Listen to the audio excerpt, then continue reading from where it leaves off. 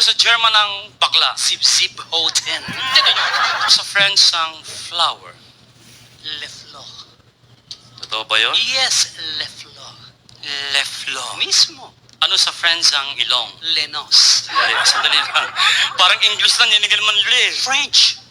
Lenos. Ano sa French ang back? Lekod. Yan, Tagalog na. French. Likod. Mm. Ano sa French ang circumcise? Le tout. Anong leto? Tuler. Buiset, binaliktad mo lang eh. Ano sa French ang dumi sa katawan? Le vague.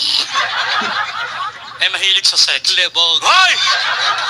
Nga, French fries yata yung Eh, buong puro buo. kakalukuhan. Sa German tayo. Eh, mas lalo akong sanay. Ayusin mo na. Akong bahala. Ano sa German ang chocolate? Van Houten. Masarap Yes, we yan. have chunky fruit. Fruits, nuts. Kompleto po yan. Van Houten. Yes. Ano sa German ang bakla? Sip-sip hoten.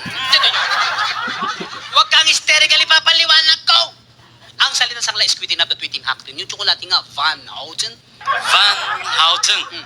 Sip-sip Houten. German ba yun? German yun. Parang naintindihan nila eh. Abay, nakarating rin ng German eh.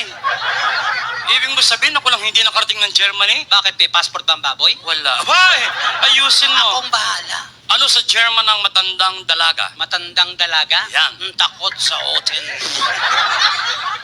Anong takot sa ulo? Tatanda ba naman? Hay! Parang Tagalog talaga eh.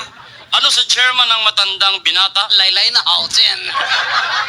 Bakit pa puro Sila hoten? hoten haven. Parang Tagalog eh. German.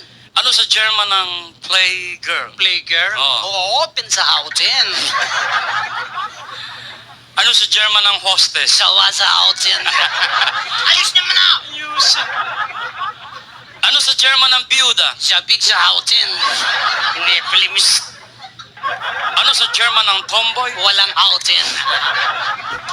Ano sa German ang dalaga? Bitin sa hoten. Ano sa German ang buntis? Dahil sa hoten. Eh, nakapanganak na. E balik sa hoten. Ano sa German ang madre? Galit sa hoten. Ano sa German ang pare? Pikong hoten. Ano sa German yung lalaking nilalayo ng mga babae? Baoten.